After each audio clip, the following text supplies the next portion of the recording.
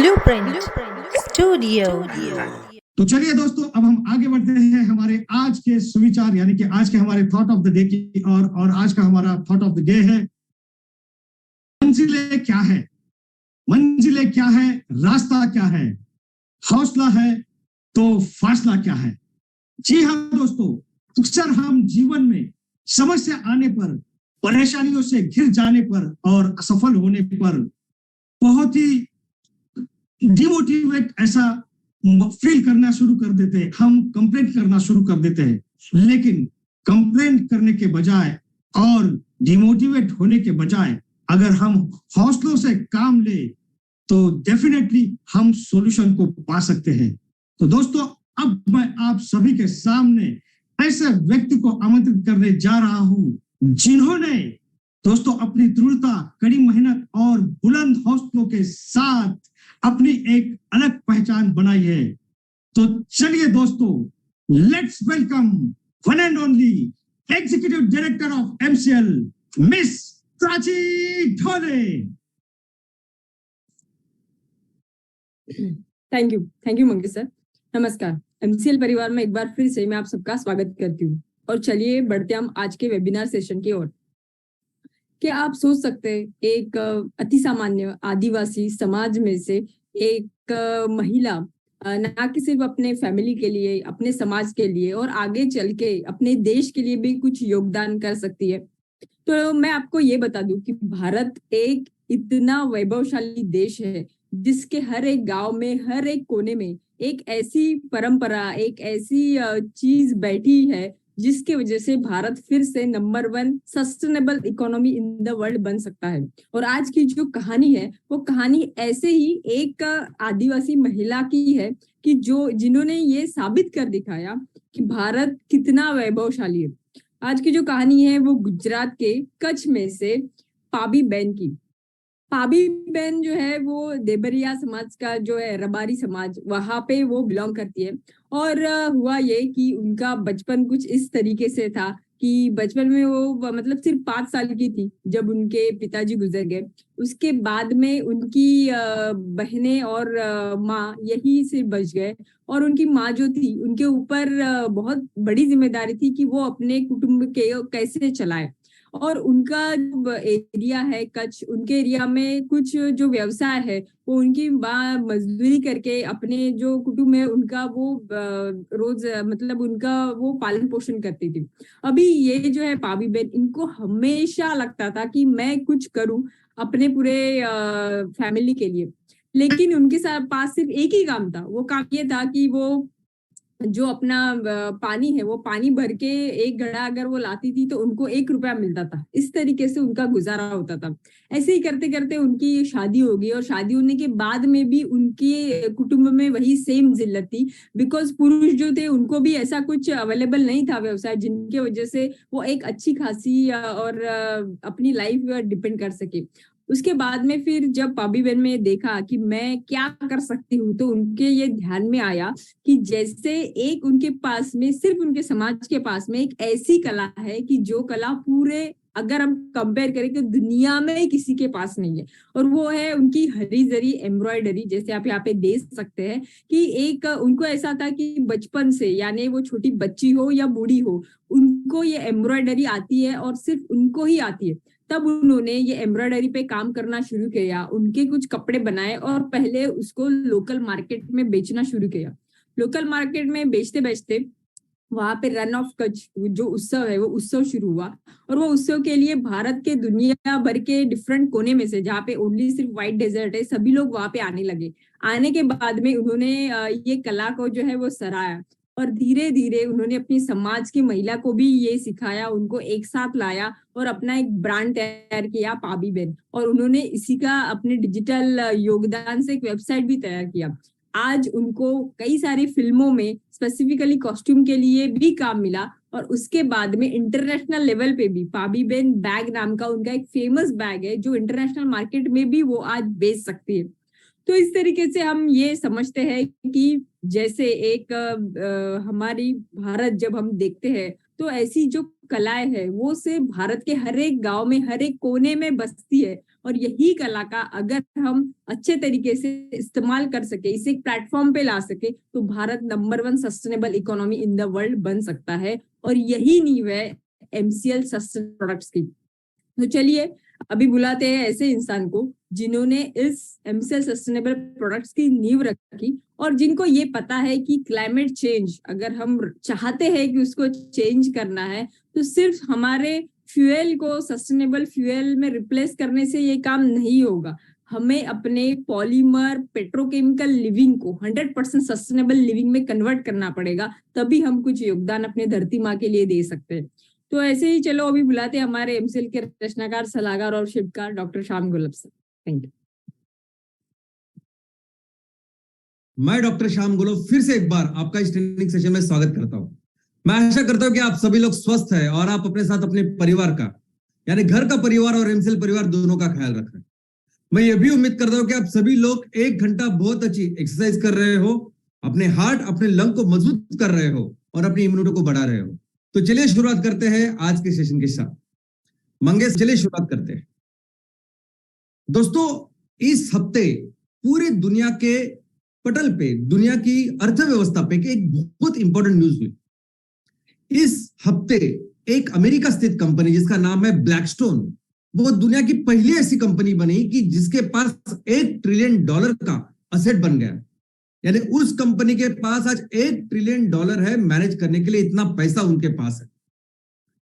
ये $1 trillion asset करने वाली ये पहली कंपनी बनी। इस कंपनी ने 2018 में सोचा था कि हम 2026 तक इस मकाम को हासिल करेंगे, इस उद्देश्य को हासिल करेंगे। लेकिन 2026 के 3 साल पहले ही इन्होंने, इस कंपनी ने, जो असेट मैनेजमेंट में कंपनी है, जो इन्वेस्टमेंट की कंपनी है, वो 3 साल पहले ही $1 ट्रिलियन का उसका एसेट बन गया। दोस्तों, 1 ट्रिलियन कितना होता है? तो हमारे देश में, पूरे भारत देश की जो इकोनॉमी है, हर लेवल पे वस्तु और सेवा का निर्माण होके उसका जितना मूल्य है वो $3.5 ट्रिलियन है।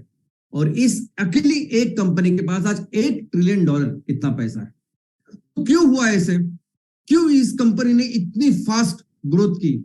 और इसका, इस स्टोरी का हमारे आज के बिजनेस के साथ क्या रिलेवेंस है, ये हम समझते हैं।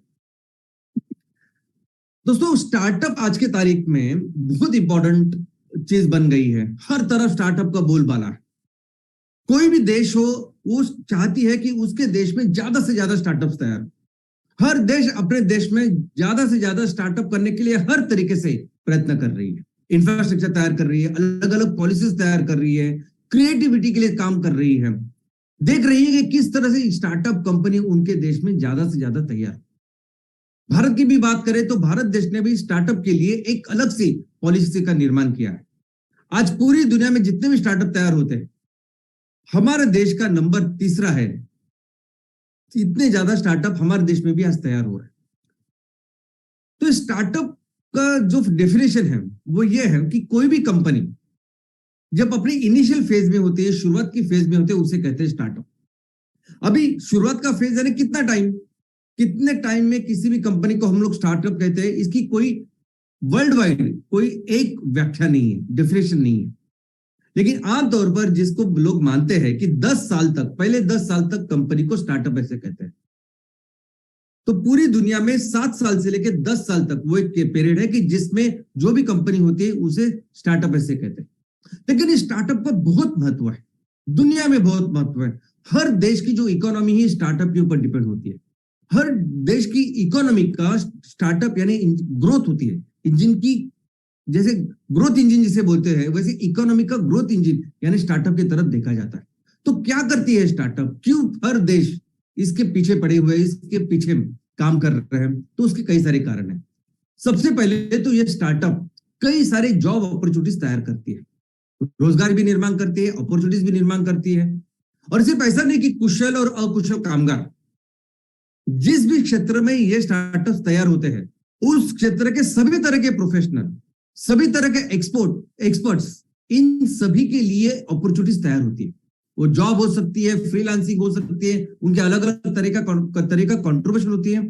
तो जब भी स्टार्टअप काम करती है, तब अपने एरिया में, अपने उस सब्जेक्ट में जितने भी प्रोफेशनल्स, एक्सपर्ट्स, कुशल, अर्धकुशल ऐसे कामगार है, उनको एक जॉब्स और अपॉर्चुनिटीज ये क्रिएट कर दी। That is number 1।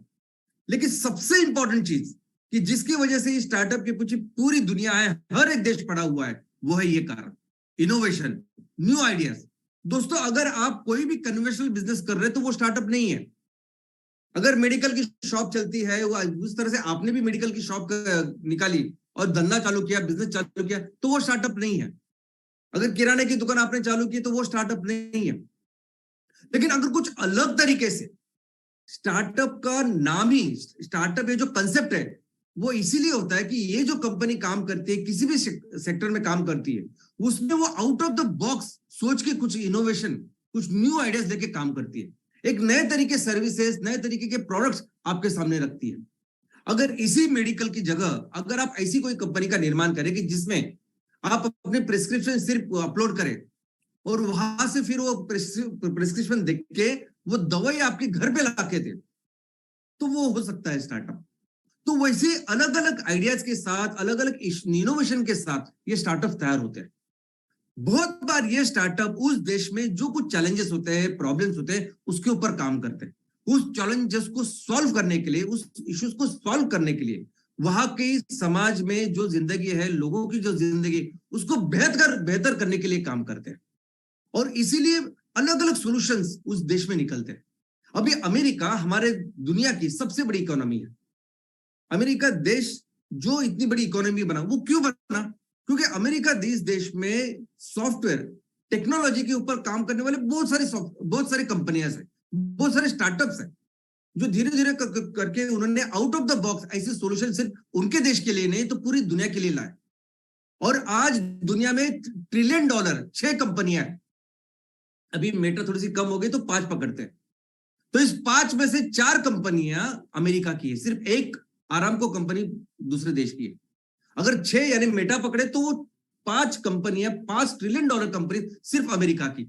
और उसमें से 3 कंपनियां तो ऐसी कंपनी की जिनकी 2.5 ट्रिलियन से भी ज्यादा उसकी वैल्यूएशन है। अल्फाबेट, अमेजॉन, एप्पल, माइक्रोसॉफ्ट, ये सब वो कंपनी है कि जिसकी वजह से अमेरिका आज इतनी बड़ी इकोनॉमी बनी। और ये जो कंपनियां हैं, इन कंपनियों ने अपने एक आउट ऑफ द वे जाके इनोवेशन करके ऐसे सॉफ्टवेयर का निर्माण किया, और जिसकी वजह से फिर वो इतनी बड़ी इकोनॉमी बनी, इतनी बड़ी कंपनियां बनी। उसी तरीके से अगर जापान को देखोगे, जापान जो पूरी तरह से बेचिराग हुआ था, बर्बाद हुआ था, वो अगर इतनी बड़ी इकोनॉमी बना, वो भी सोनी जैसे स्टार्टअप की वजह से। जापान का जो कोर है वो है अगेन सॉफ्टवेयर, इलेक्ट्रॉनिक्स। जिस कंपनियों की वजह से, जिस स्टार्टअप्स की वजह से जो कंपनियां बड़ी बनी बाद में, और वो फिर बड़ी इकोनॉमी होनी जापान। चीन मैन्युफैक्चरिंग में आप दुनिया में नंबर 1 है, लेकिन चीन में अगर आप देखोगे तो ज्यादा से ज्यादा स्टार्टअप आपको मैन्युफैक्चरिंग में देखेंगे, आपको ज्यादा से ज्यादा फिनटेक में देखेंगे, फाइनेंस में देखेंगे। इनफैक्ट आने वाले टेक्नोलॉजी में भी अगर एआई की बात करते हैं, हम लोग आर्टिफिशियल इंटेलिजेंस की बात कर रहे हैं, तो दोस्तों दुनिया में सबसे ज्यादा स्टार्टअप एआई में जो काम कर रहे हैं वो अमेरिका में है, चीन में है। वैसे ही इजराइल, अभी इजराइल की तरफ हम देखते हैं कि इजराइल की खेती यानी आधुनिक खेती, यानी आइडियल खेती। क्या आपको पता है कि इजराइल दुनिया में एग्रीकल्चर में नंबर 1 क्यों है? इसका कारण यह है कि इजराइल में दुनिया के सबसे ज्यादा स्टार्टअप्स, एग्रीकल्चर के स्टार्टअप वो तैयार होते हैं। इजराइल में मैक्सिमम स्टार्टअप एग्रीकल्चर में, खेती में तैयार होते हैं। वो इसके ऊपर तैयार होते हैं कि कैसे हर बूंद पानी का हम ज्यादा से ज्यादा उपयोग करें। वो इसलिए तैयार होते हैं कि उनके देश में बहुत ज्यादा जो बंजर जमीन पड़ी है, उस जमीन में कैसे हम ज्यादा से ज्यादा उत्पादन करें और अपने देश को बेहतर इनकम करा के दें। वैसे ही हमारे देश की जब बात करते हैं, आज हमारे तहसीलों में, गांव में कितने सारे चैलेंजेस हैं। खेती कितनी इंपॉर्टेंट, कृषि ये जो डिपार्टमेंट है या कृषि जो विषय है, ये कितना इंपॉर्टेंट है, और आज कितने सारे चैलेंजेस भी हमारे सामने। अब देखिए ना, ये टमाटर आज की तारीख में 110, 120, कई जगह पे 130, 140 रुपए किलो है। वो टमाटर जो कभी 5 रुपए, 7 रुपए, 8 रुपए किलो, 10 रुपए किलो भी होता है। तो अभी हमारे एग्रीकल्चर में कितने सारे प्रॉब्लम है कि किसान अगर ये टमाटर देगा, और प्याज की भी वही कंडीशन, ये टमाटर प्याज देख के किसान अपना प्याज लगाता है, टमाटर लगाता है, महंगा कर्जा लेके सब कुछ, तो बाय द टाइम वो टमाटर उसके निकलेंगे, तब तक इसका जो प्राइस है वो 130, 140 रुपए फिर से 10, 11, 15 अगर हो जाए तो फिर उसको जो पैसे डाले वो भी नहीं आते। तो क्या प्रॉब्लम है? प्रॉब्लम है लॉजिस्टिक की, प्रॉब्लम है स्टोरेज की, प्रॉब्लम है उसके ऊपर प्रोसेसिंग की, ट्रांसपोर्टेशन की। जो हमारे गांव में, हमारे तहसीलों में, हमारे खेतों में जो प्रॉब्लम है उसके ऊपर इनोवेटिव काम करना चाहिए। इसको फिर इनोवेटिव सॉल्यूशन ऐसे काम करना चाहिए जो अभी तक किसी ने सोचा नहीं। हर देश अपने देश में स्टार्टअप ज्यादा से ज्यादा तैयार हो, वो क्यों करते हैं? क्योंकि इस स्टार्टअप में जो लोग, जो प्रोमोटर होते हैं ना, वो अपना रिसर्च, अपनी पढ़ाई, अपना सब कुछ किसके लिए काम करते हैं? कि प्रॉब्लम सॉल्विंग के लिए काम करते हैं। ऐसे विषय पे काम करते हैं कि जो अभी तक किसी ने सोचा नहीं, जिस तरीके से कभी किसी ने काम नहीं किया। और ऐसे ही विषयों में काम करने की आज हमारे देश में भी जरूरत है।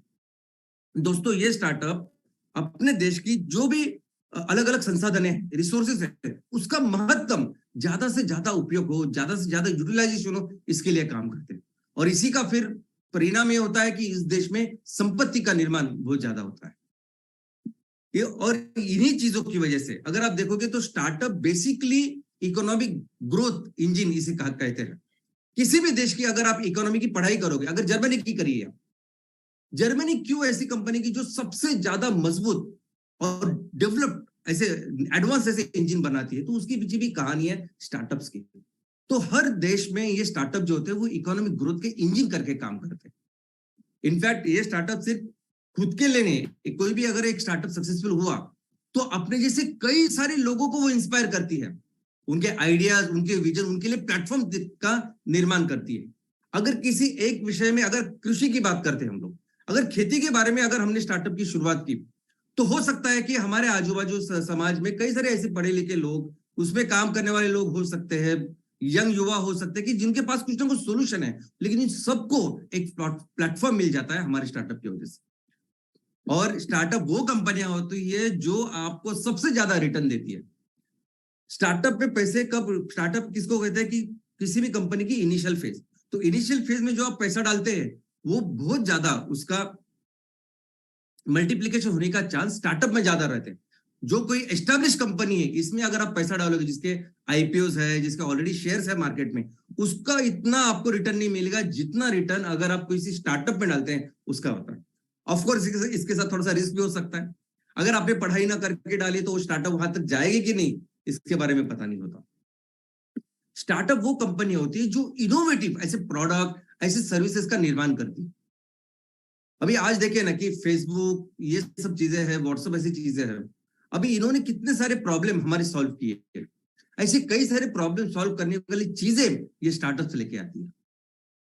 इकोनॉमी के कुछ ऐसे पहलू, इकोनॉमी के कुछ ऐसे सेक्टर्स या ऐसी चीजें इसको डेवलप करते हैं स्टार्टअप, जो अभी तक किसी ने उसके ऊपर काम नहीं किया। और ये बहुत इंपॉर्टेंट है। ऐसे सेक्टर्स, ऐसे विषय, जिसके ऊपर, ऐसे विषय में ये स्टार्टअप्स काम करते हैं जिसके बारे में किसी ने भी सोचा ही नहीं। अभी जैसे हमने सोचा है कि हमारे तहसील को मच्छर के बीमारी से मुक्त करते हैं। हमारे तहसील में जो गांव है, जो शहर है, कोई भी जो आदमी हो, जो अभी उस मच्छर की वजह से कितनी सारी मौतें होती है, कितने सारे लोग बीमार होते हैं, हमने सब देखा है। लाखों लोग मरते हैं, करोड़ों लोग बीमार होते हैं मच्छर की वजह से हमारे देश में से। तो क्यों ना अगर ऐसे हम लोग एक अलग तरह का स्टार्टअप तैयार करें कि जो इसमें काम करे, और हो सकता है कि किसी नए पहलू को वो निर्माण करे। तो इसलिए इकोनॉमी की जो ग्रोथ है वो ज्यादा अच्छी तरह से होती है। स्टार्टअप का सबसे ज्यादा जो परिणाम होता है वो सोसाइटी में होता है। जैसा मैं हमेशा एक एग्जांपल देता हूं जापान का, कि किस तरह से जापान को इंस्पायर किया कुछ स्टार्टअप्स है, जैसे सोनी। वैसे ही हमारे आजू बाजू जब ये स्टार्टअप्स तैयार होते हैं, किसी भी देश में जब ये स्टार्टअप्स तैयार होते हैं, बहुत सारे युवाओं को, लोगों को ये इंस्पायर करते हैं। इसका कारण ये है कि जो स्टार्टअप के जो प्रोमोटर होते हैं वो बहुत जल्दी अपने सभी सपने पूरे कर लेते हैं। उनको जो चाहिए होता है लाइफ में वो मिलता है। और दूसरा सबसे ज्यादा इंपॉर्टेंट है, उनका एक कॉन्ट्रीब्यूशन होता है, उनको एक इज्जत मिलती है। और इन सभी की वजह से कई सारे युवा वो प्रेरित होते हैं। और सबसे इंपॉर्टेंट बात यह है कि स्टार्टअप करने में एक रोमांच है, एक बहुत मजा आता है। दोस्तों देखिए, अभी सोचे कि हमेशा हम सोचते हैं कि हमारे तहसीलों में, हमारे गांव में, हमारे म्यूनिसिपल वार्ड्स में, शहरों में कई सारे चैलेंजेस आते हैं। कई सारे ऐसे भी चैलेंजेस होंगे जो शायद हमको डिस्टर्ब करते हैं कि नहीं, ऐसा नहीं होना चाहिए, कचरा नहीं होना चाहिए, कि हमको कचरा मुक्त करना है तहसील।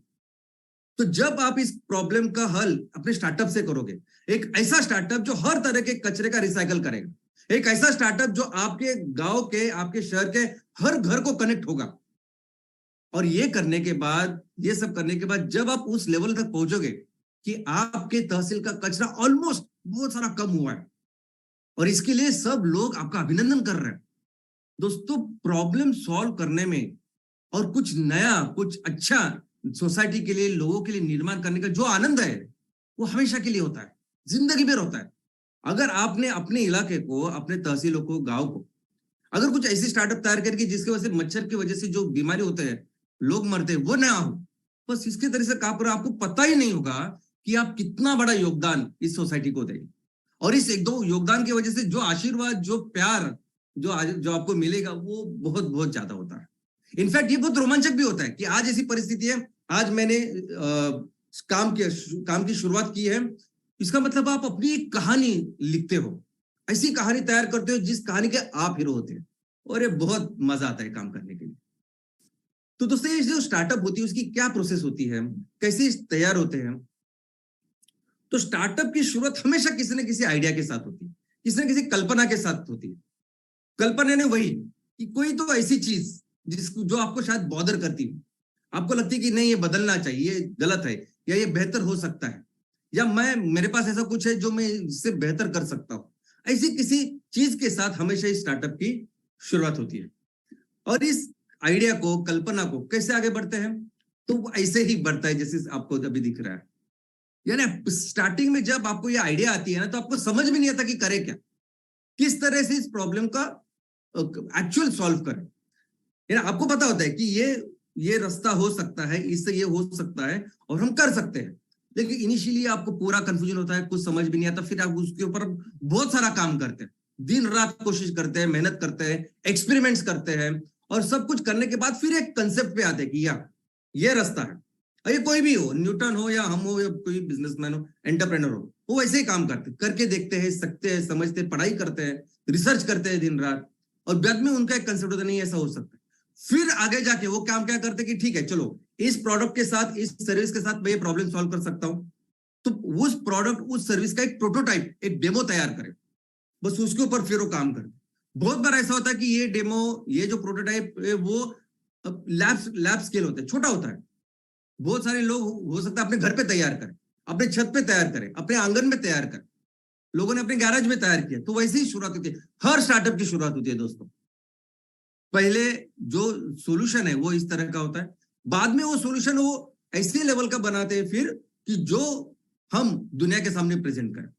ओके, वो डेमो, और एक बार वो सॉल्यूशन उन्होंने वहां तक पहुंचे, फिर ये सॉल्यूशन के साथ कैसे बिजनेस किया जा सकता है, इस सॉल्यूशन के साथ कैसे पैसे कमाए जा सकते हैं, इसके वो बिजनेस प्लान तैयार करते हैं। बस, तो सॉल्यूशन और बिजनेस प्लान, इसके साथ शुरू होती है आपकी स्टार्टअप, आपकी कंपनी। इनफैक्ट ये स्टार्टअप शुरू करने के पीछे दो तरह के पर्सपेक्टिव हो सकते हैं, दो तरीके होते हैं स्टार्टअप को करने के। एक तरीका है, यानी दो तरह की पद्धति ऐसा समझते हैं। एक वो पद्धति के लोग हैं, एक वो पर्सपेक्टिव के लोग हैं जो ये सोचते हैं कि स्टार्टअप एक बहुत अच्छा तरीका है पैसे कमाने का, जो बिजनेस के एंगल से देखते हैं कि आज को ऐसी परिस्थिति में कौन सा वो बिजनेस का सेक्टर है जिसमें ज्यादा से ज्यादा पैसा कमाया जा सकता है, कौन सा वो बिजनेस सेक्टर है जिसमें ज्यादा इन्वेस्टमेंट आती है, ज्यादा इन्वेस्टर्स आज की तारीख में पैसा लगा रहे हैं, वो जो प्रोडक्ट या सर्विस है उसको लोग इस्तेमाल भी कर रहे हैं और उसकी आज धूम है मार्केट में, तो कौन सा तो फिर उस पे काम करते। तो आज क्या है, ऑनलाइन गेमिंग है, चलो ऑनलाइन गेमिंग कैसे लोग काम कर रहे हैं, कैसी कंपनी है, तो उसमें थोड़ा सा बदलाव करके थोड़ा सा चेंजेस करके फिर ऑनलाइन का मैंने एक स्टार्टअप शुरू किया। ऑनलाइन ये बेचने की बात है, या स्विगी जोमेटो जैसी अगर हाइपर डिलीवरी ऐसा कुछ है तो उसके ऊपर काम करते, क्योंकि उसमें आज बहुत पैसा है। ये सोच के काम करने वाले एक पर्सपेक्टिव होता है। दूसरा पर्सपेक्टिव क्या होता है, वो इस बिजनेस का जो आजू बाजू इकोसिस्टम है या बिजनेस में क्या चल रहा है उससे उनका कोई लेना देना नहीं होता। वो एक पैशन होता है, पैशन के साथ शुरुआत करते हैं कि मुझे इस परिस्थिति को बदलना है, मुझे ये जो चीज जो मुझे अच्छी नहीं लग रही, मुझे उसको बेहतर करना है, ये सोल्यूशन दुनिया के सामने रखना है। और ये फिर बिजनेस की चिंता नहीं करते, उनका सिर्फ एक ही फोकस होता है कि मैं अपने स्टार्टअप के साथ लोगों को एक अच्छा सोल्यूशन दूं। ये जो लोग होते हैं, जो पैशनेट होते हैं, जो सोल्यूशन के लिए सिर्फ और सिर्फ वो अच्छी चीज के लिए काम करते हैं ना, वो ये बहुत बड़े कंपनी का निर्माण करते हैं। और वो जो सिर्फ बिजनेस के लिए करते हैं ना काम, उनका तो सिर्फ इतना होता है कि मैं कुछ ना कुछ करूं, वैल्यूएशन बढ़ाऊं और बेच डालूं कंपनी को। तो वो बहुत पैसा वो अपने लिए बनाते होंगे, 100 200 500 करोड़, लेकिन वो कभी बड़े कंपनी का निर्माण नहीं करते। लेकिन ये जो पैशन के साथ लोग आते हैं ना, बहुत बड़ी कंपनी का निर्माण करते। अभी मार्क जुकरबर्ग ने जब पहली बार व्हाट्सएप शुरू किया, ये मैसेजिंग वगैरह शुरू की, अपने सिर्फ महाविद्यालय में शुरू की, कॉलेज में शुरू की, तब उनको थोड़ी पता था कि इतनी बड़ी कंपनी हो जाएगी। जब अमेजोन की शुरुआत की जेफ बेजोस ने, तब उसका एक ही फोकस था, एक ही उनका उद्देश्य था कि मैं लोगों की मदद करूं और सबसे ज्यादा अच्छी तरीके से मदद करूं। अगर कोई ऑनलाइन किताबें या कोई भी चीज खरीदना चाहता है ना, तो मैं उसकी मदद करूं। तो कैसे मदद कर सकता? तो उन्होंने उसके ऊपर काम किया, बहुत दिन उसके ऊपर काम किया, और फिर फाइनली वो इस लेवल, उस पैशन को उन्होंने इतना अच्छा बनाया कि आज उसी पैशन से वो हर कुछ बेच रहे हैं और आज दुनिया की नंबर 1 कंपनी बन चुके हैं। तो ये जो दूसरा काम करने का तरीका है ना, ये बड़ी बड़ी कंपनियां ये लोग बनाते हैं। और एक बार आपने देखा, आपने फाइनल हो गया कि आप इस वस्तु के साथ, इस सर्विस के साथ ये सॉल्यूशन रखेंगे, तो फिर आपको तैयार करना होता है एक प्रूफ ऑफ कंसेप्ट, यानी एग्जाम्पल, यानी एविडेंस, सबूत कि चलो दिखाओ कि ऐसा होता है क्या। जैसे हमने वो पैलेट्स तैयार किए, हमने अभी वो पैलेट सबके साथ हो सकता है, यानी किसी भी बायोमास के साथ हो तो वो भी हमने देखा। हमने ये भी देखा कि कैसे नेपियर गैस के साथ वो पैलेट्स तैयार होते हैं। और ये भी हमने अभी आगे जाके हमने इतना इनोवेशन किया, सब कुछ काम किया कि आज उस पैलेट के साथ ऐसी कुकिंग सिस्टम का निर्माण हम कर रहे हैं कि जिसमें सिर्फ पैलेट डाल के उसके जलाने की बात नहीं है, तो गैसिफिकेशन है, यानी उस पैलेट के साथ ऐसी गैस निकलेगी और जलेगी जैसे वो एलपीजी जल रहा है। यानी सिर्फ गांव में नहीं, गांव में तो जहां जरूरत है उसको तो कंपलसरी वहां देना है, लेकिन शहरों में, अच्छे इलाके में, बड़े बड़े 5 स्टार होटल में कल ये कुकिंग सिस्टम जाएगा, स्टोव जाएगी। इस तरह का हमने आज प्रूफ ऑफ कंसेप्ट ये सब किया।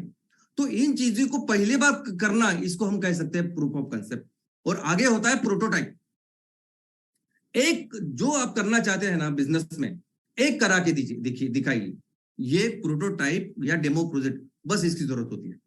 एक प्रोजेक्ट उस साइज का, जिस साइज का आप करना चाहते हैं ना, उस साइज का एक प्रोजेक्ट करके दिखाइए, बस। ये यहां तक आ गए तो हो गई बात, ये आपने काम किया तो हो गई बात, बस ये काम करने की जरूरत है। और उसके बाद क्या होता है? उसके बाद स्टार्टअप बस यहां तक ही काम करते हैं, उसके बाद पूरी एक अलग चीज शुरू होती है। ऑफकोर्स एक प्रोजेक्ट और उसके साथ बिजनेस प्लान, स्ट्रेटेजी, कि मैंने ये प्रोजेक्ट कर लिया। पहले तो एक सोल्यूशन ऑफकोर्स मैंने किया, प्रोजेक्ट किया, और इस प्रोजेक्ट के साथ मेरा क्या बिजनेस प्लान, कैसे मैं रॉ मटेरियल का ख्याल रखूंगा, कैसे मैं इसको बेचूंगा, कैसे इनकम आएगा, क्या रेट से होगा, बस। तो ये दोनों चीजें होते हैं। किसी भी दुनिया में कोई भी स्टार्टअप आज की तारीख में बड़ा हुआ है, उसने सिर्फ ये काम किया है पहले, एक वो डेमो प्रोजेक्ट, बिजनेस स्केल का प्रोजेक्ट, और उसके साथ एक बिजनेस प्लान। और उसके बाद जो शुरुआत होता है वो क्या होता है? पूरी जिंदगी भर क्या होता है? तो इंपॉर्टेंट होता है फंडिंग। इस स्टेज के बाद सभी प्रमोटर, सभी लोग, सभी उनके जो टीम वगैरह, सब एक ही चीज के ऊपर काम करते हैं, वो है फंडिंग। और इस प्रोजेक्ट को संभालना, ये सब कुछ काम करना होता है ना, ये स्पेशलिस्ट के ऊपर डालते हैं। उसके बाद सभी स्पेशलिस्ट लोग ही इस काम को चलाते हैं। प्रोजेक्ट को कौन चलाएगा? तो कोई इंजीनियर चलाएगा। प्रोजेक्ट को कौन चलाएगा? तो कोई एमबीए चलाएगा, जो पढ़ाई करके आया है, 2 साल 3 साल 5 साल पढ़ाई करके आया, उसको पता है क्या करना होता है, बस वो चला रहा है। तो प्रोजेक्ट चलाने का काम हमेशा फिर स्पेशलिस्ट पे जाते हैं, वो नहीं करते। पूरा फोकस जो प्रोमोटर्स का, सभी लोग का इसके बाद होता है, वो होता है फंडिंग। ऑफकोर्स उनको पैसे तो लगते हैं, जो लोग इनके साथ जुड़ते हैं पैसे जमा करने के लिए, या जो लोग पहली बार इनको पैसे देते हैं, तो उनका फिर वही गेम चालू होता है कि कैसे फंडिंग को आगे बढ़ाए, कैसे वैल्यूएशन को आगे बढ़ाए और लेके जाए। इनफैक्ट इसको लेके आज स्पेशलाइज्ड लोग हैं मार्केट में कि आपको कौन से लेवल का फंडिंग चाहिए। इनफैक्ट ये भी स्कोप है कि अगर आपके पास कुछ भी नहीं, आपके पास छोटा सा प्रोटोटाइप भी नहीं, छोटा सा आपका proof of concept, lab scale भी प्रोजेक्ट नहीं, अगर आपके पास सिर्फ पेपर में अगर आपके आइडियाज है, दिमाग में है और पेपर में है, बाकी कुछ आपने किया नहीं, तो आज तो मार्केट स्टार्टअप को लेके इतना स्पेशलाइज्ड है कि आपको उसके लिए भी पैसे मिल जाते हैं।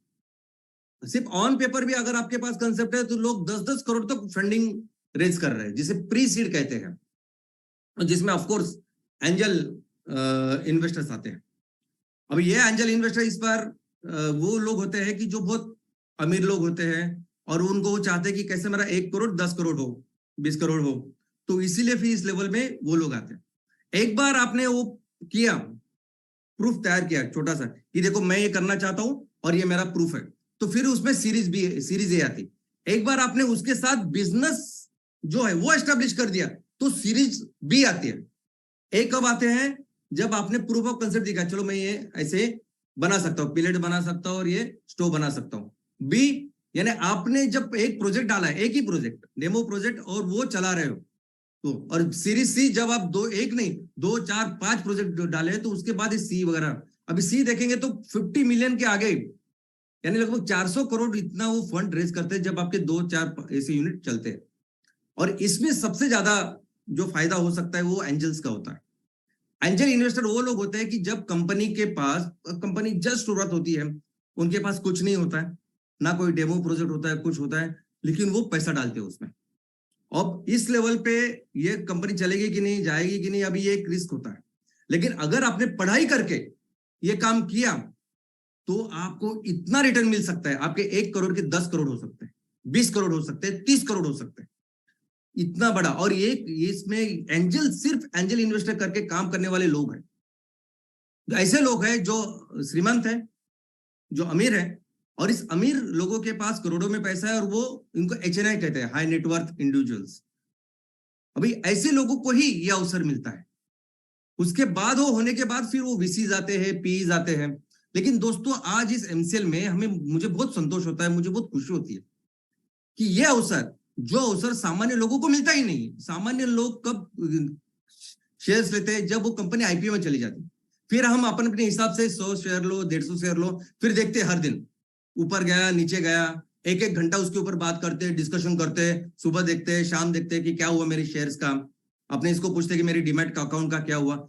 ये होता है नॉर्मल लोगों के पास। लेकिन आज जो एंजल इन्वेस्टर के पास, क्योंकि एंजल इन्वेस्टर भी ऐसे लोग होते हैं जिनके पास करोड़ों रुपए हैं और वो सिर्फ उसके ऊपर काम करते हैं, वो खुद नहीं काम करना चाहते। वो चाहते हैं कि मेरा पैसा डबल हो, ट्रिपल हो, 5 गुना हो, 10 गुना हो, इसके ऊपर पूरा ध्यान लगता है, पर वही काम होता है उनका। वो हमने अवसर हमारे लोगों को दिए। दोस्तों मैं आपको बोलता हूं कि आने वाले दिनों में बहुत सारे ऐसे लोग होंगे जो सिर्फ और सिर्फ हमारे इस MCL के शेयर की वजह से अमीर होने वाले हैं। यानी किसी ने अगर 15,000 के शेयर लिया, अगर उसके 5 लाख बन जाते हैं, 10 लाख बन जाते हैं, 15 लाख बन जाते हैं, तो वो कितना बड़ा कॉन्ट्रीब्यूशन है सोसाइटी में। और मुझे बहुत खुशी है कि हम लोगों ने काम किया है। अब ये एंजल इन्वेस्टर को एंजल इसलिए कहते हैं, एंजल यानी फरिश्ता, क्योंकि फरिश्ते जैसे आते हैं। फरिश्ते जैसे, आपके पास कुछ नहीं होता, आपको पैसे देते, इसलिए उनको एंजल इन्वेस्टर कहते हैं। लेकिन एक बार आपने वो लगाया, आपने प्रूफ ऑफ कंसेप्ट लगाया या एक आध प्रोजेक्ट डेमो लगाया, और फिर आगे का जो गेम होता है उसमें आते हैं, एंट्री आती है वेंचर कैपिटलिस्ट।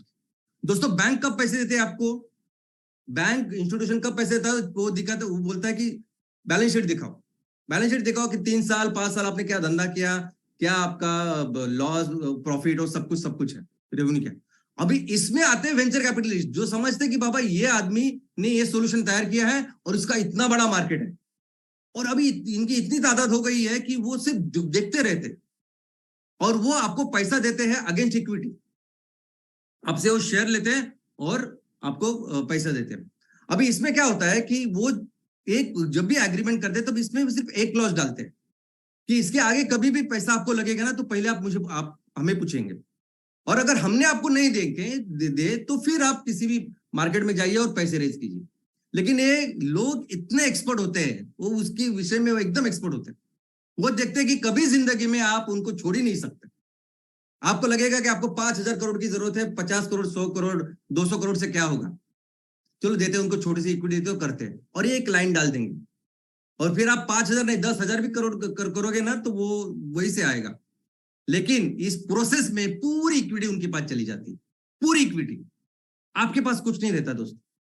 और ये सबके साथ होता है पूरी दुनिया में। वेंचर कैपिटलिस्ट या वेंचर कैपिटल जो देते हैं, इनको क्या बोलते हैं पता है, वल्चर कैपिटलिस्ट। वल्चर यानी क्या, वल्चर कहने वो जो पूरा आखिरी बूंद आपके लेता है ना वो, तो पूरा कुछ नहीं छोड़ते आपके लिए, ऐसे वो लोग होते हैं। एक बार वो अगर आपने इसको छू लिया, सब काम किया, तो फिर वो मालिक बन जाते हैं। इनफैक्ट वो क्या करते हैं कि जब तक आपकी कंपनी बड़ी बड़ी बड़ी बड़ी वैल्यूएशन का, वो पूरा वैल्यूएशन वगैरह वही करते हैं, हमको करने की जरूरत नहीं होती। वैल्यूएशन करते हैं, पैसा लाते हैं, बार बार पैसा लाते हैं, और ऐसा वैल्यूएशन में करते हैं आईपीओ तक। जब आईपीओ में जाते हैं ना, तो जितना पैसा उन्होंने डाला होता है ना, उसके 4-5 गुना 10 गुना वो पैसे लेते भी है। यानी जितना पैसा डाला वो मिला आईपीओ में, और उसके साथ साथ उनकी इक्विटी भी उनके पास रहती है। यानी पूरी जिंदगी, बची हुई जिंदगी हमारी कंपनी उनके नाम पे हो जाती है। और ये लोग सीरीज ए में कौन है, सीरीज बी में क्या, सी में क्या, इनके लिए काम करने वाले इनके एजेंट हैं, जिन्हें इन्वेस्टमेंट बैंकर भी कहते हैं। कई सारे लोग हैं। अभी बैंगलोर तो हब बन गया है इन सब चीजों के लिए, बैंगलोर, मुंबई तो है ही। तो सीरीज ए के लिए लोग, बी के लिए लोग, सी के लिए लोग, ये सब अलग अलग लोग हैं।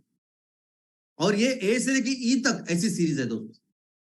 इनफैक्ट इस फंडिंग का प्रॉपर टाइम टेबल ही, टाइमलाइन भी है स्टार्टअप्स का, कि कैसे मैं शुरू करूंगा, कैसे थोड़े थोड़े पैसे लेके, और कैसे मैं जाऊंगा। अभी इन लोगों का ना, ये देखो जो मेंटालिटी होती है ना, आजकल बहुत सारे एंटरप्रेन्योर्स जो स्टार्टअप की शुरुआत करते हैं, उनकी भी मेंटालिटी ये होती है कि मुझे कंपनी की शुरुआत करनी हो और मुझे इस वैल्यूएशन में बेचनी, मुझे खुद के लिए 200-500 करोड़ कमाने, बस। ये होती है मेंटालिटी आज प्रमोटर्स की। किसमें आप शुरुआत करोगे, कौन से बिजनेस में शुरुआत करेंगे, क्या करोगे, तो बस वही क्या चल रहा है, क्या किसका आज लोग ज्यादा इन्वेस्टमेंट आ रही है, बस उसमें स्टार्टअप तैयार करना, और 3 साल के बाद, 4 साल के बाद, 5 साल के बाद बेचना, आईपीओ में डालना, नहीं तो किसी के साथ मर्ज हो जाना, बस। यही उनकी मेंटालिटी से आजकल प्रमोटर की शुरुआत करते हैं। और इन्वेस्टर की क्या मेंटालिटी होती है? इन्वेस्टर की मेंटालिटी होती है, बाबा मैं इतना पैसा डालू ना, तो मुझे कब एग्जिट मिलेगी, मुझे मेरा पैसा 2 गुना 3 गुना कब होगा, 4 गुना 5 गुना कब होगा, बस ये देख के इन्वेस्टर्स भी आते हैं। आज मैं आपको डालूंगा तो फिर ऐसा वैल्यूएशन आपका बढ़ेगा, 2 साल में, 3 साल में, 5 साल में फिर आपका आईपीओ होगा, तो मेरा 5 गुना होगा, मैं निकल जाऊंगा। एक बार एग्जिट स्ट्रैटेजी अगर आपने सही तरह से क्लियर करके प्रॉपरली इन्वेस्टर के सामने रखी, तो बस ये investor they are more interested into exit. IPO में मेरा पैसा कितना होगा, 2 गुना 5 गुना, उसमें सब ज्यादा इंटरेस्टेड होते हैं। ये लोग, दोनों तरीके के लोग, अभी आप देखेंगे ना, इसमें बिल्कुल इंटरेस्टेड नहीं होते कि आपका प्रोडक्ट क्या है, क्या तैयार कर रहे हैं, क्या बिजनेस कर रहे हैं, इसमें कोई ज्यादा उनको इंटरेस्ट नहीं होता। ऑनलाइन गेमिंग, ऑनलाइन जुगाड़ जिसको मैं कहता हूं, उनको कोई फर्क नहीं पड़ता। ऑनलाइन गेमिंग कर रहे हैं, ऑनलाइन गेमिंग करो। पान मसाला बेच रहे हो, पान मसाला बेचो, उनको कोई फर्क नहीं पड़ता। क्या हो रहा है अभी, कुछ मैं ज्यादा आईपीएल देखता नहीं, 1-2 बार मैंने देखा होगा आईपीएल, तो आईपीएल में सिर्फ 2 ऐड थी, एक तो ऑनलाइन गेमिंग की, नहीं तो वो पान मसाला की, बस इतनी एड्स, आगे पीछे सब कुछ। तो ये भी लोग जो है ना, ये लोग बिल्कुल ये नहीं देखते कि इससे समाज का क्या फायदा होगा, नहीं होगा, जरूरत क्या है। आज मैंने कितनी बार बोला कि एग्रीकल्चर, उसके बारे में उनको कुछ नहीं, किससे ज्यादा पैसा बढ़ेगा मेरा और कैसी मुझे एग्जिट मिलेगी आईपीओ, बस इसकी वजह से होती है। और दोस्तों इस सिचुएशन में आप देखिए एमसीएल कैसे काम कर रहा है। आज एमसीएल हर प्रोजेक्ट के बीच जो है, उसमें हम एंटरप्रेन्योर्स को बोलते हैं, अरे जा बाबा ये कर, वो कर, देख रॉ मटेरियल के बारे में, पढ़ जरा इसके बारे में, सीख जरा तू तैरना, अपने पैरों पे खड़ा होना। और कौन इतना सरदर्द लेगा, कौन इतनी दुनियादारी करेगा, जबकि सब, कोई भी कंपनी, जब भी स्टार्टअप या कोई भी कंपनी जब शुरुआत होती है ना, यहाँ स्पेशलिस्ट को भेजती है। कितना आसान होगा किसी स्पेशलिस्ट को किसी कंपनी के यहाँ भेजना, जा तू वो प्रोजेक्ट मैनेज कर, आपको ये तनख्वाह हो गया। और वो पढ़े लिखे लोग, पढ़े लिखे वही काम जो किया है उसमें लोग, कोई लॉजिस्टिक का एमबीए होगा, कोई प्रोजेक्ट में चलाने वाला एमबीए होगा, या इंजीनियर्स होंगे, वो करेंगे। कौन ऐसा सोचेगा कि हमारे कम्युनिटी में हमारे जो उद्योजक है वो बेहतर बने, वो अपने पैर पे खड़े हो, वो सीखे इसके बारे में। हमारा हर एमवीपी, हर एमयूपी में वो सीखे। क्यों बोलता हूं मैं कि आप जाइए, सोचिए, देखिए अपने लोगों के पास, बात कीजिए। अभी आज बहुत अच्छा एग्जांपल मैडम ने दिया। अभी उन मैडम ने, वो जो महिला है जो आज इंस्पिरेशन है हमारे सबके लिए, उनको किसी ने सिखाया था क्या? वो जो अंदर से आना चाहिए ना, वो सिखाने की कोशिश कर रहे हैं। कौन करता है आज की तारीख में? एमसीए जिस तरह से बिजनेस कर रहा है, अभी प्रोजेक्ट का एग्जीक्यूशन चल रहा है, कुछ काम भी करने हैं, कितने सारे सेंट्रलाइज एजेंसी आते हैं, वो क्या बोलते हैं कि हमें लिस्ट दो, 50 जगह पे आपको ये काम करना है, सिर्फ हमको दो, हम करा के देते, ये हमारा ये रहेगा और आपका जो कॉस्ट है उससे पहले तो हम सस्ते में करा के देंगे। हम बोलते नहीं, हम बोलते हमारे एंटरप्रेन्योर को, बाबा जा, ये बीओक्यू जा, 10 वेंडर को जाके मिल, अपने तहसील में मिल, बात कर, सीख जरा उसमें क्या होता है कि कैसे 10 में से 6 बराबर नहीं होते, 4 अच्छे लोग होते जिनके साथ काम करता है, सीखो आप।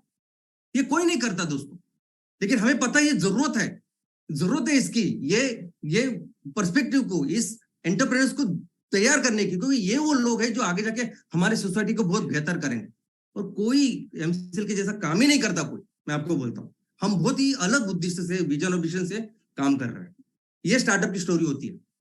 आप शुरुआत करो, आप कंपनी तैयार करो, आप अपना एक प्रोजेक्ट बनाओ, डेमो प्रोजेक्ट एक ही, और बस फंड रेजिंग के बाद पास रहो, फंड रेजिंग करो, और ये जो सभी व्यवस्था का निर्माण आपने किया है वो चलाएगा कौन? तो एक्सपर्ट्स, स्पेशलिस्ट।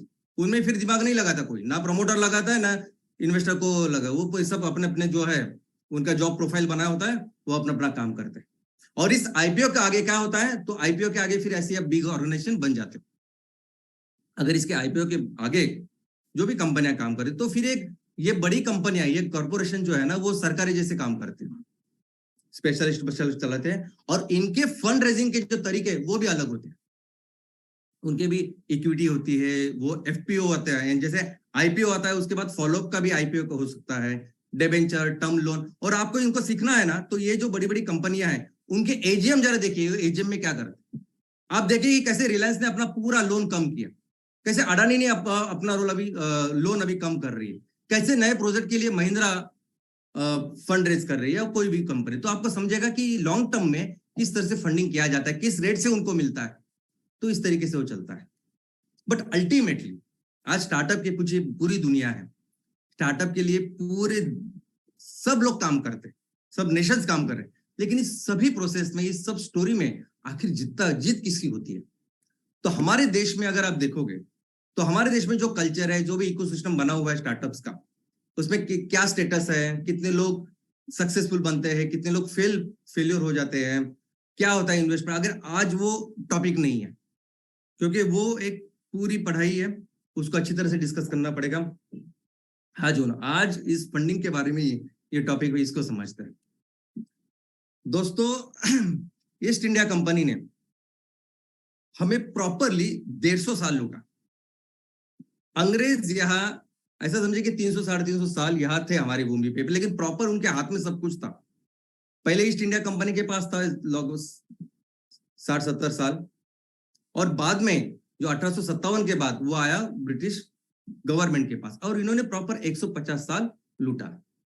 आज की तारीख में ये जो स्टार्टअप्स है उनके जरिए यही काम हो रहा है, और ऐसा स्पेशल, ऐसा सबके सामने जो बोल रहे हैं, वो Naukri.com के जो प्रमोटर है मिस्टर संजीव, वो सब, इनको पद्मश्री भी मिला है।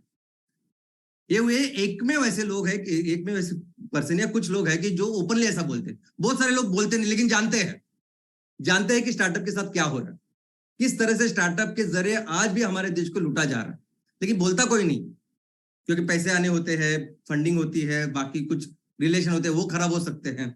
लेकिन दोस्तों आज ये जो फंडिंग होती है स्टार्टअप्स को, ये basically new east India company का वर्जन है। आपको पता है कैसे होता है? एक बार आपको पैसे दिए ना, तो उनकी एक शर्त होती है कि आप अपना जो हेड ऑफिस है ना, आपका जो कार्यालय, जो रजिस्टर्ड हेड ऑफिस है कंपनी का, वो भारत में मत रखिए, आप सिंगापुर में, मलेशिया में इसको शिफ्ट करें, तो आगे की फंडिंग हमें अच्छी मिलेगी, या कुछ भी रीजन देते हैं। इनिशियली अब पैसे की जरूरत होती है, वो देते हैं। दोस्तों ये कंपनियां बड़े करते, और ये कंपनियां बिजनेस जो करती है भारत में, जो आइडियाज होते हैं, ओरिजिनल प्रोडक्ट सर्विस होते हैं, ये भारतीयों को होता है। प्रोमोटर्स भारतीय होते हैं, वो मेहनत करके सब कुछ करते हैं, उसमें रिसर्च डेवलपमेंट सभी भारतीय काम करते हैं। जो भी फैक्ट्री होती है सर्विस का निर्माण, तो वो हम लोग करते हैं हमारी फैक्ट्री में। इधर सेल करने का काम, प्रोडक्ट को सेल करने का काम, वस्तु सेवा को सेल करने का काम, पूरा उसका मार्केटिंग सब कुछ हम करते हैं। बेचते किसको? हमारे देश के लोगों को बेचते हैं, उनको सबको दिया, सबका बिजनेस करो, धीरे धीरे करके हम बिजनेस बहुत अच्छा कर रहे हैं, दिल जान लगा कर बिजनेस कर रहे हैं, मेहनत कर रहे हैं, और सब कुछ पैसा जो आता है ना, वो पैसा इनके पास जाता है, क्योंकि इनके पास वो इक्विटी होती है। ये लोग हमारे देश का एक टैक्स भी नहीं भरते। नॉर्मल अगर आपको तनख्वाह मिलती है तो तनख्वाह का कैसे इनकम टैक्स की नोटिस आती है अगर आपने टाइम पे नहीं भरा तो। ये लोग टैक्स भी नहीं भरते। आज ऐसी परिस्थिति है। आज देखिए कि कैसे ये लोग बोलते हैं कि जाओ सिंगापुर में ऑफिस से खोलते हैं, मलेशिया में खोलते हैं, हांगकांग में खोलते हैं, इधर खोलते हैं। और दोस्तों आज किसी भी कंपनी, जो भी कंपनी आपको इंस्पायरिंग लगेगी ना, कि जो कंपनी, इस कंपनी जैसा मुझे काम करना है या इस कंपनी जैसा होना है, आप देखिए उसके बारे में। देखिए स्नैपडील के बारे में। स्नैपडील में जो ओरिजिनल है उनके पास कितना है देखिए। एक जो है वो अभी कुणाल बहल है 4% से कम, रोहित बंसल है वो 3% से कम। यानी जिन्होंने कंपनी स्थापन की आज भी शायद चला रहे वो। और किसके पास सबसे ज्यादा पैसा है? वो सॉफ्टबैंक के पास, नेक्सस के पास, ईपे के पास। सॉफ्टबैंक जापान की कंपनी, जितना भी पैसा जो कुछ आप खरीदोगे ना स्नैपडील से वो वहां जाएगा। और सिर्फ इतना ही नहीं, फ्लिपकार्ट, कोई भी कंपनी दीजिए। अभी अमेजोन के बारे में तो हमको पता है कि अमेजोन जितना भी पैसा हम लोग उसको देंगे, जो कुछ करेंगे वो अमेरिका में जाने वाला है। लेकिन जो हम अब खुद की स्टार्टअप समझते हैं फ्लिपकार्ट, और भारत की सबसे बड़ी स्टार्टअप करके जिसका पहला नंबर आता है वो फ्लिपकार्ट है। 72% वॉलमार्ट है। और इसमें सब कुछ शामिल है, माइक्रोसॉफ्ट भी है, सॉफ्टबैंक की भी है, सब लोग है। और जो ओरिजिनल है बंसल, एक बंसल तो पूरी तरह से उन्होंने बेच के चले गए, दूसरा बिनी बंसल उसका 2.4 है। जोमेटो में जो ओरिजिनल है, जो जिन्होंने बनाए जोमेटो को बड़ा किया, वो है दीपेंद्र गोयल। उनकी कितनी इक्विटी है? 5.6, 5.5। और बाकी पूरी जो इक्विटी है वो ऐसे ही लोगों के पास है जो आज पैसा ले। ग्रोफर्स एक सक्सेस स्टोरी है जिसका वैल्यूएशन भी बहुत अच्छा बढ़ रहा है। किसके पास है उसका पैसा? तो वही tiger global, SoftBank, tiger global America, SoftBank Japan. और जो इन्होंने इसको बनाया वो सिंह, वो 4.3, 3.5, बस इतनी ही है। यानी जितना आप ग्रोफर से माल तैयार लोगे, काम तैयार करोगे, वो पूरा पैसा इनके पास जाएगा। ओयो, किसके पास है पैसे? किसके पास जाते हैं? ओयो से कुछ भी काम करो आप, बिजनेस करो आप, करते हम लोग ही है। सब जगह आपको भारतीय नजर आएंगे, लेकिन पैसे किसके पास जा रहे हैं? सॉफ्टबैंक के पास आज देखो 46.62 एंड 47% आज उस सॉफ्टबैंक के पास। और रितेश अग्रवाल जिन्होंने इस कंपनी का निर्माण किया, शायद दिन रात उन्होंने मेहनत की होगी, उनके पास 8% है। और ये 2 साल पहले का है, अभी पता नहीं अभी की क्या है। ये भी 2 साल पहले की ओला की कंडीशन है। अभी ओला में भी सॉफ्टबैंक आधी, टाइगर ग्लोबल आधा, मैट्रिक्स, हेलियन, अभी ऐसे इंटरनेशनल फंड है। और जो ओरिजिनल जो फाउंडर है उनके पास 11.95 यानी 12% है। अभी ये भी जो है वो 21 का शायद नंबर्स है। आप सोचिए क्या, कैसे हो रहा है? किसी भी शेयर होल्डर, कोई भी कंपनी अगर आप देखोगे ना, हर कंपनी, यानी मैं बोल रहा हूं ऐसा नहीं, आप पढ़िए इसके बारे में, आप पढ़िए इसके बारे में कि कैसे जो ओरिजिनल होते हैं, जो ओरिजिनल भारतीय है, इनके पास क्या है कंपनी का, कितने पैसे आते होंगे, जो कुछ इनकम हम लोग तैयार कर रहे हैं, जो कंपनियां तैयार कर रही, स्टार्टअप है, वो सब उधर जा रहे हैं। और इसलिए वो संजीव साहब ऐसा बोल रहे हैं। ये पेटीएम का भी आपने देखा, विजय कुमार शर्मा के पास ये 2 साल पहले का है। बाकी सब सॉफ्टबैंक, एलिवेशन, एंट, जापान के अलीबाबा और एंट मिलके उनके आधी कंपनी उनके पास है। और यही कारण है अल्टीमेटली ब्लैकस्टोन नाम की एक कंपनी 3 साल पहले ही $1 ट्रिलियन यानी आज के तारीख में 80 लाख करोड़ से भी ज्यादा पैसे आज उनके पास सामने है, लोगों को बांटने के लिए, इन्वेस्ट करने के लिए। क्योंकि अल्टीमेट जिसकी जीत हो रही है, जो आगे जा रहे हैं, वो ये लोग हैं, ये इन्वेस्टर्स हैं। और ये फिर सबसे बड़ी न्यूज इस हफ्ते की बनी। और दोस्तों इस कंडीशन में, इस सिचुएशन में अगर आप एमसीएल की तरफ देखोगे तो आपको गर्व, अभिमान महसूस होगा कि हम एमसीएल में काम कर रहे हैं। और एमसीएल के ऐसे उद्देश्य, इस तरह से एमसीएल काम कर रही है। अगर आप फंडिंग की बात करोगे ना, किसी भी लेवल की फंडिंग, एमसीएल इसकी बहुत आगे है। जो चाहिए होता है, जैसे मैंने आपको बताया कि इन्वेस्टर को क्या चाहिए होता है, उनके बहुत आगे हम लोग हैं। हम जिस तरह से बिजनेसेस कर रहे हैं, इसके पहले कभी किसी ने किए नहीं, कभी इसे ऐसा सोचा ही नहीं कि ऐसे करने चाहिए। पहली बार ओरिजिनली डिस्ट्रप्टिव ऐसे स्केल में हम लोग ये काम कर रहे हैं। और ऐसे बड़े स्केल में अभी कोई भी कंपनी नहीं, ऑर्गेनाइजेशन नहीं है कि जो इस लेवल पे काम करे। और दोस्तों एक्चुअली इस कंडीशन में हम लोग अपनी अपना भविष्य, हमारे किसानों का भविष्य, देश का भविष्य किसी के हाथ में नहीं दे सकते। ये बाकी की कंपनी जैसी बड़ी हो गई, हम लोग नहीं बन सकते, हम लोग नहीं बन सकते फ्लिपकार्ट या कोई भी दूसरी बाकी की कंपनी, क्योंकि आज जिस सोल्यूशन पे ऊपर हम काम कर रहे हैं ना, आज पूरी दुनिया को उसकी जरूरत है। ये जलवायु परिवर्तन जो चीज है ना, जिसके इस बीच में ये सबसे बड़ा संकट आज दुनिया के ऊपर है, और उसके ऊपर सोल्यूशन लेके आए हैं हम, प्रॉपर प्रैक्टिकल सोल्यूशन। ये जो सोलार की बात, ये सोलार जो है, ईवी है, ये नहीं है सस्टेनेबल, और लोगों को पता है। जिन लोगों ने इसके ऊपर काम किया है, जो इन्वेस्ट किया है, जो कंपनियां चला रहे हैं, उनको भी पता है कि ये नहीं है सस्टेनेबल, लेकिन आज कोई ऑप्शन ही नहीं है जो ऑप्शन एमसीएल के पास। और इसीलिए एमसीएल इस ऑप्शन को, इस बहुत ही सुनहरे ऐसे भविष्य को किसी के हाथ में देगा नहीं, ऐसे नहीं देगा। और इसका मतलब ये नहीं कि सब इन्वेस्टर ऐसे होते हैं, अच्छे इन्वेस्टर्स भी है, अच्छे लोग भी है, और ये लोग वो ऐसे लोग हैं कि जो समझते हैं किस उद्देश्य के साथ, किस पर्पस के साथ आप काम कर रहे हैं, आप इस काम की वजह से कितना अच्छा काम आप दुनिया के लिए, लोगों के लिए, इस पर्यावरण के लिए कर रहे हो, समझते हैं। और सबसे अच्छी बात क्या है कि ये जो इन्वेस्टर है ना, ये बहुत बड़ी बड़ी संस्थाएं हैं, और इनके पास इतना पैसा है ना कि वो नहीं इस झमेले में पड़ते कि हमको इतनी इक्विटी दो, इतना पैसा दो। ये कुछ गिने चुने जो लोग हैं वो करते हैं, या वो जो सीईओ वगैरह होते हैं ना, बहुत बार क्या होता है कि जिनका पैसा होता है ना, उनको नहीं लगता ऐसे, लेकिन वो पैसा संभालने का काम जिसके ऊपर होता है ना, वो ऐसे सोचता है कि नहीं, मुझे इतना ज्यादा रिटर्न मैं अगर दूंगा तो अच्छा होगा, मुझे जरा अच्छा मिलेगा बस। लेकिन बहुत सारे इन्वेस्टर ऐसे कि जो अच्छी चीज समझते हैं। और दोस्तों, हम आने वाले दिनों में बहुत अच्छा वेल्थ क्रिएशन करने वाला है हमारे सभी इन्वेस्टर्स के लिए, हमारे लोगों के लिए। मैं फिर से एक बार कहता हूं कि वो लोग जिनके पास अभी एमसीएल के शेयर्स हैं, वो सिर्फ और सिर्फ एमसीएल के शेयर की वजह से बहुत अमीर होने वाले हैं आने वाले दिनों में। इनफैक्ट जब हम इतनी पढ़ाई करते हैं, बातें ये सब रिसर्च करके जब मैं आपके सामने रखता हूं, तो ये सब चीजों का नॉलेज है, हमें पता है हमें क्या चल रहा है, कैसे होता है सब कुछ। और हमें ये भी पता है कि जिस सेक्टर में काम कर रहे हैं हम लोग, उस सेक्टर में दुनिया की सबसे ज्यादा इन्वेस्टमेंट आती है, और ये परमानेंट सेक्टर है, ये ऑनलाइन वैसे कुछ सेक्टर नहीं है, ये कभी न बदलने वाले सेक्टर्स है जिसमें हम लोग काम कर रहे हैं, सस्टेनेबल सेक्टर में। इनफैक्ट इस सेक्टर में कितने पैसे हम लोग लाएंगे, किस तरीके से, ये पूरा डिसाइड करके हमने बैठा है। इनफैक्ट आने वाले दिनों में सबसे ज्यादा इन्वेस्टमेंट होने वाला अगर बिजनेस हाउस कोई होगा तो वो एमसीएल होगा, और मैं ग्लोबल बात कर रहा हूँ, सिर्फ भारत की नहीं। और जहां तक वैल्यूएशन की बात है ना, हमारे कंपनी का वैल्यूएशन दुनिया में सबसे ज्यादा होने वाला है, दुनिया की नंबर 1 कंपनी बनेगी एमसीएल।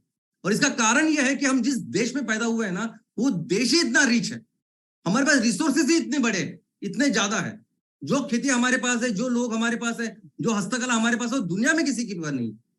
और ये हम करेंगे, दुनिया की सबसे बड़ी कंपनी बनने वाली है एमसीएल। और ऑफ कोर्स हम अपने देश को फिर से दुनिया की सबसे बड़ी अर्थव्यवस्था बनाएंगे, और इसमें बहुत अच्छा कंट्रीब्यूशन हमारे एमसीएल परिवार का होगा। धन्यवाद। जय हिंद, जय MCL.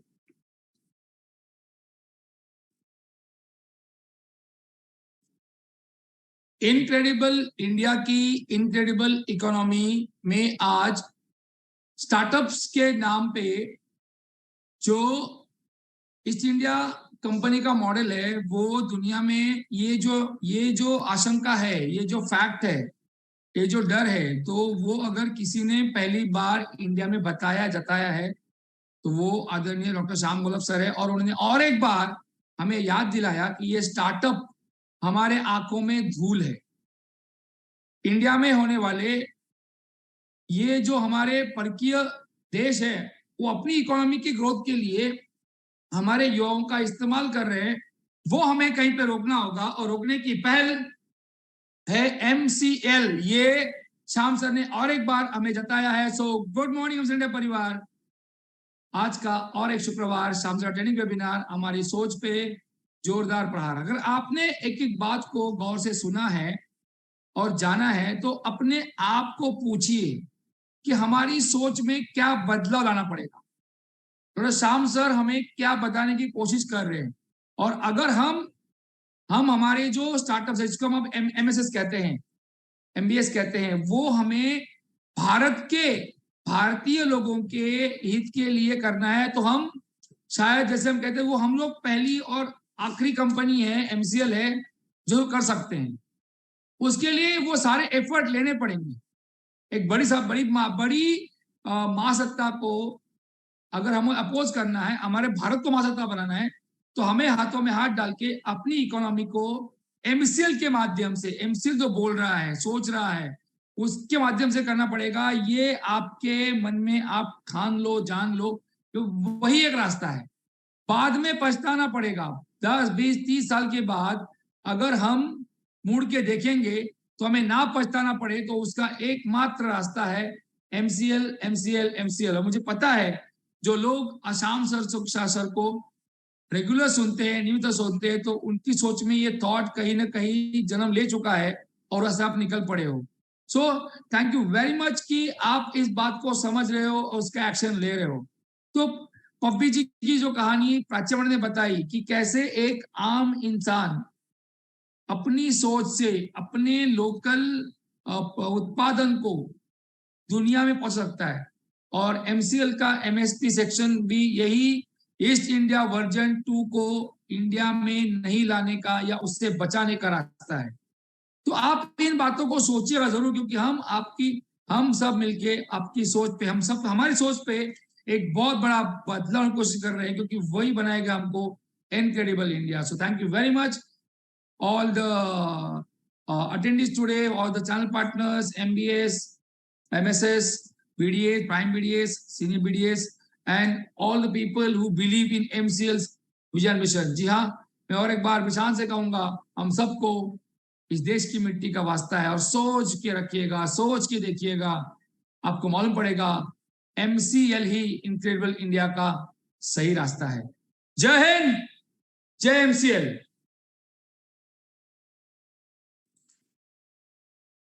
Thank you very much doctor लवेश sir.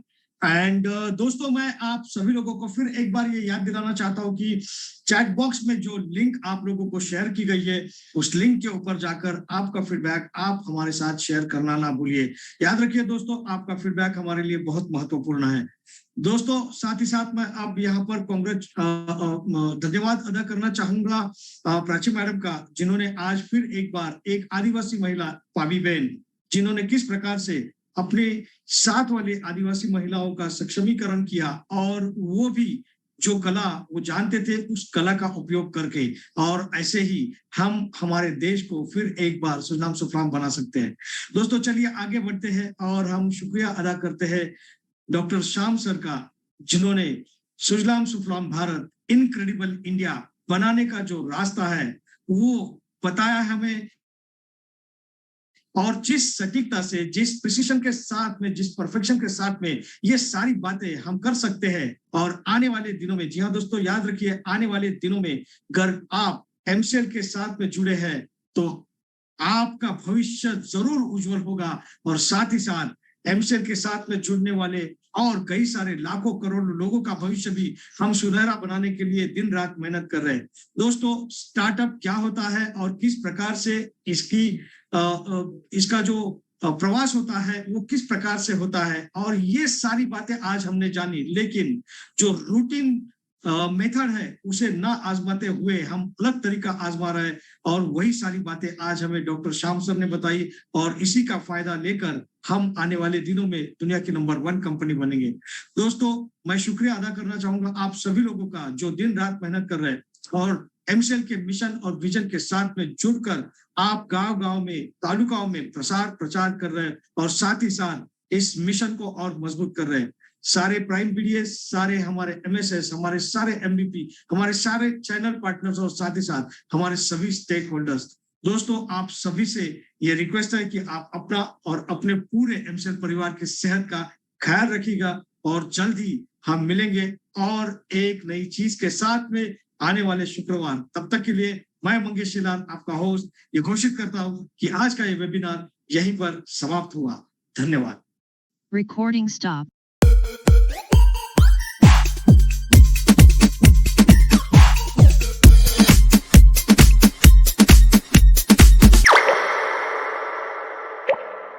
Yeah.